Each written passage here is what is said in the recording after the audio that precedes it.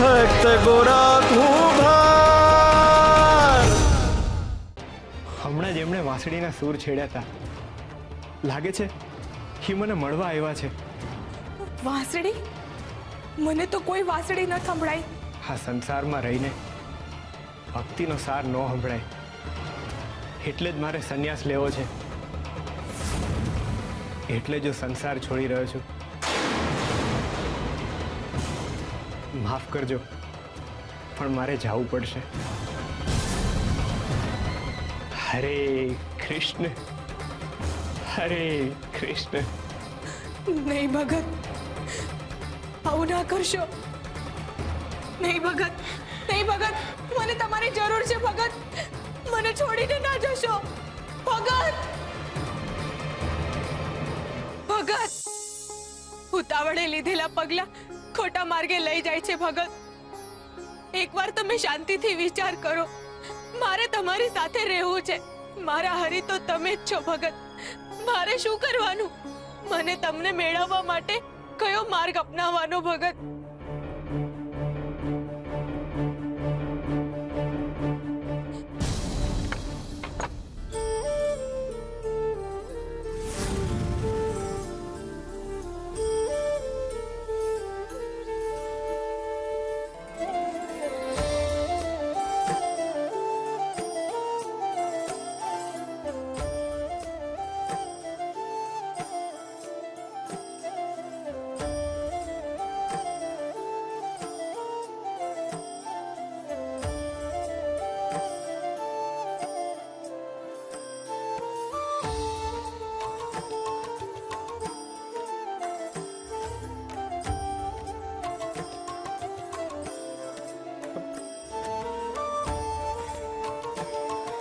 ભાઈબંધ, ક્યાં છો તમે?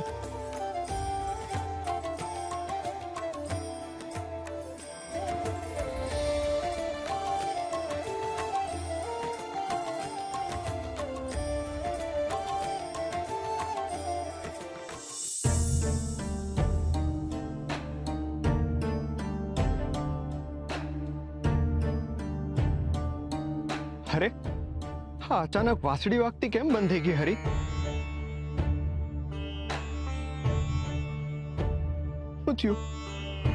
હા, તમારા સૂરને રસ્તો બનાવીને આયા સુધી આવ્યો હતો. ભાઈબંધ, બચાવ! બચાવ! અરે હા તો એ જ છોકરી છે જેને મેં રાજમહેલમાં જોઈ હતી.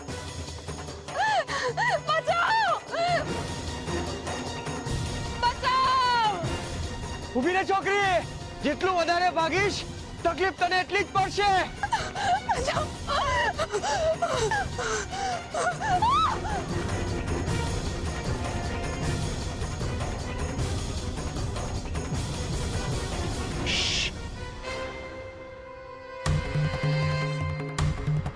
અહીંયા તો હતી, અચાનક ક્યાં ગઈ?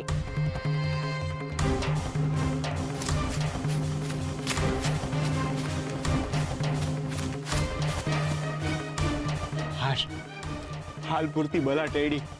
તમે ગભરાશો નહીં, હું ગોરા છું. ચિંતા કરશો નહીં, એ લોકો વયા ગયા છે. તમને કઈ વાગ્યું તો નથી ને?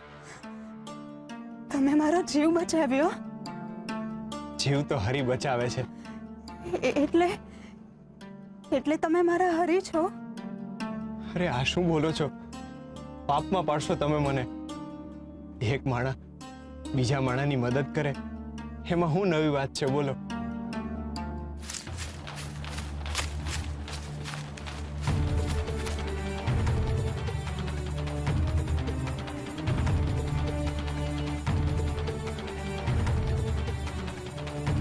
ક્યાંય નહીં મળી.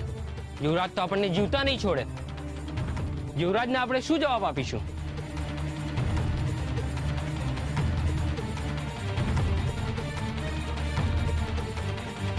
તમે છે ને હટાણે હટાણે ગામ છોડીને વયા જાઓ ને આ બાજુ જોતાય નહીં. આ ગામને પાદરે જાઓ ને ત્યાંથી તમને ગાડું મળી જાય ને ત્યાંથી તમે બીજા ગામે વયા જાઓ. હા, હવાર પડે ને ત્યાં આ ગામથી બહુ દૂર વયા જાઓ ને મનમાં હરિનું નામ લેતા રહેજો. તો યુવરાજ તો હું બીજું કોઈ તમારું કાંઈ બગાડી નહીં શકે. પણ તમે હું જાઉં છું, મારે જાવું પડશે. હરે કૃષ્ણ, હરે કૃષ્ણ.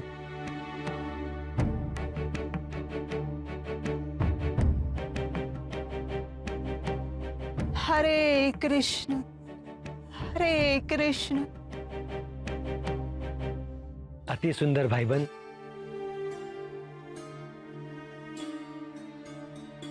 શું અતિ સુંદર? હજી તમારા હાથમાં છે એ માખણ.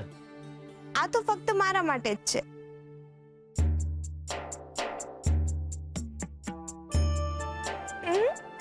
અરે તમે આવું કેમ કરો છો? મને પણ આપો. આ તમારા માટે નથી, તમારા માટે તો આ છે. કારેલા?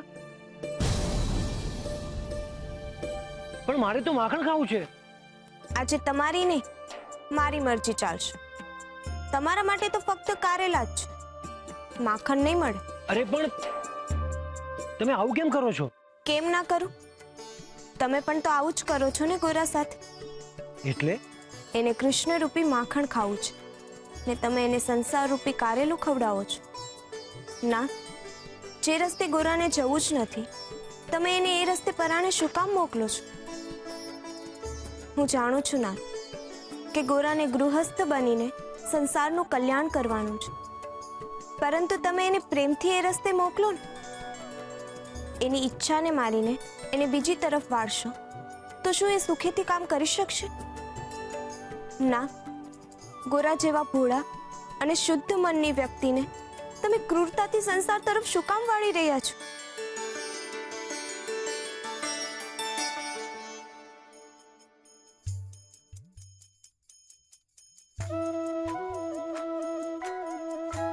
એનો અર્થ એમ થયો કે હું જે કરવા જઈ રહ્યો છું એ તમે હજુ સમજ્યા નથી રૂકમણી.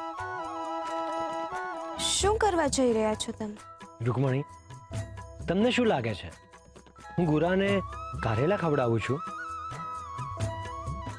પરંતુ તમે એ કેમ ભૂલી જાઓ છો કે કારેલા જેટલા કડવા હોય છે એના ગુણ એટલા જ મીઠા હોય છે. હું ગોરાને અત્યારે કારેલા જેવી પરિસ્થિતિ આપી રહ્યો છું, પરંતુ એનું ફળ એને મીઠું જ મળશે.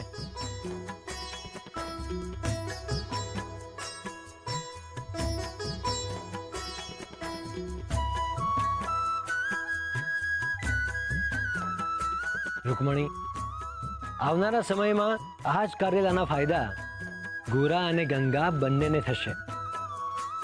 હું ગોરાના વર્તમાનનું નહીં, પરંતુ ગોરાના ભાવિનું કલ્યાણ કરી રહ્યો છું. રૂકમણી, તમે મને કારેલું ખવડાવ્યું, પણ તો પણ મને એ મીઠું લાગ્યું. મને ખબર છે, તમે મને ખવડાવ્યું ને એટલે મને મીઠું લાગ્યું. પણ જેમ હું ગોરાનો એમ આ માખણ મારું જ, અને અમે બંને એકબીજાના સદાયને માટે.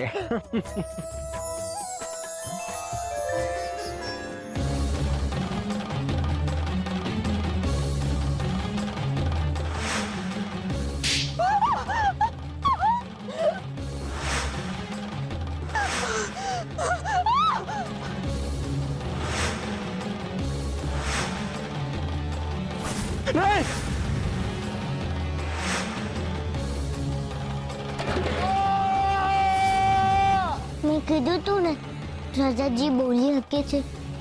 મારી પાસે વાચા છે. કીર્તનદાસ હું મૂંગો નથી. આ છોકરાએ મારા પગ પર પથ્થર ફેંક્યો અને મારું ઘડું સજીવન થઈ ગયું. છોકરા હું બોલી શકું છું.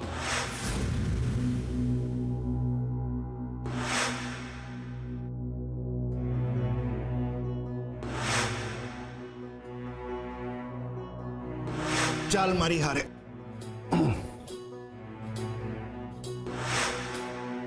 અહીંયા થયેલી ઘટના અહીંયા સુધી જ રહેવી જોઈએ, બહાર ન જવી જોઈએ. જો આ વાત બહાર નીકળી તો તારો જીવ બહાર નીકળી જશે. હરે કૃષ્ણ,